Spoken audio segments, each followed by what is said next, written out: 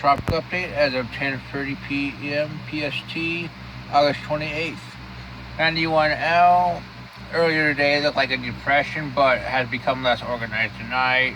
AHC says 50% in the next 2 days, 80% next 5. I think it has a very high chance. Let's just be honest. But what can I say? These systems fall up and down. Lots of SAO. But that's about where the LC is. Been moving westward for the last 12 to 24 hours. Let's look at the models. Hurricane models take it westward, north of the islands. GFS and neighbors north of the islands. GEPS north of the islands. Could be a weakness and 5 to 7 days turning it out to sea. Which sucks, but hey, that's the way it is. I mean, all this eastern leg ridging and dry air, but hey, very not enough Bermuda high. Ship at LGEM shows hurricane. Icon shows strong tropical storm. Other models show weaker. Right now, it really depends on can it find a favorable environment. I mean, so far it hasn't. Here's the GFS at 48 hours, 1010. Not really much strengthening. They got the system off Africa here, 1004. Should be a fast developer based on the models. They have it at 30% at 5 days.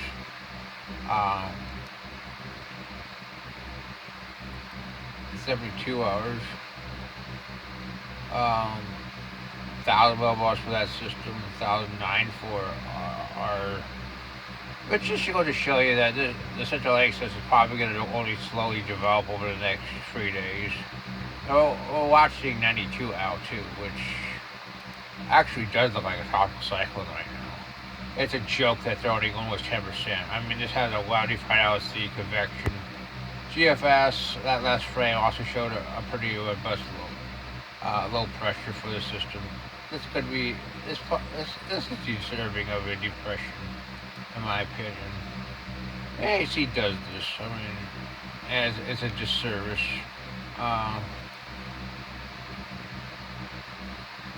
1,004 for the Central Lake system, 1,002 for the other system for the GFS. Really no develop our Caribbean system.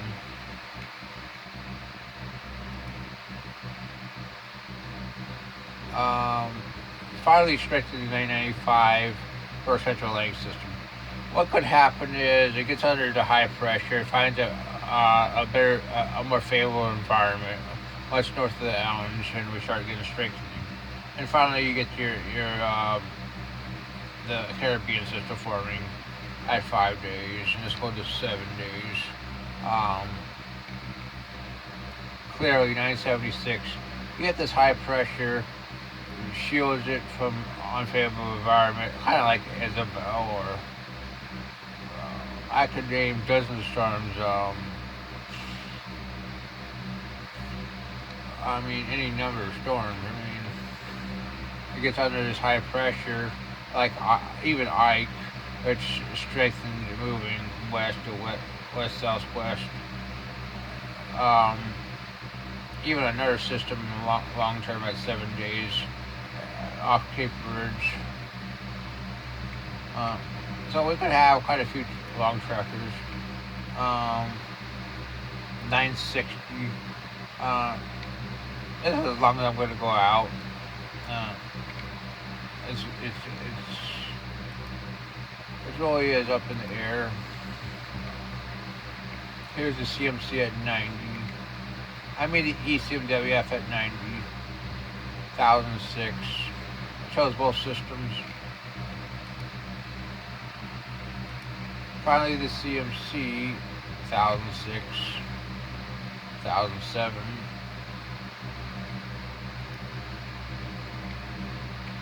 Yeah, 96,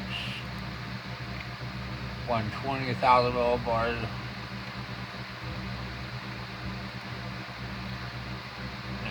188.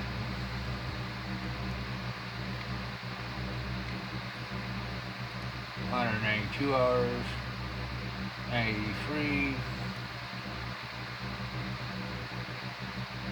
Seriously, this thing, there's enough ridges to the north, and it drops off deep. I mean, right now, I'm going to say something. Based on these models, if it drops more like this, then I'd definitely be watching this system being an East Coast threat. If, I don't think it's a Gulf threat. I mean, or even South Florida threat. I think if it does form, it's going to do something like this, and it's going to be, what can I say? I mean, Isabel, maybe a Floyd, maybe if it goes more westward, um, or Hermine as we seen last year. I mean, but I'd say there's probably only 1 in 3 chance of doing that, but only a maybe 10% chance of hitting Florida. Well, I think there's probably about 50 chance of hitting the United States on the getter. But that's my opinion. Let's look at the icon at 180 hours. It definitely brings it pretty close. You got a really favorable environment.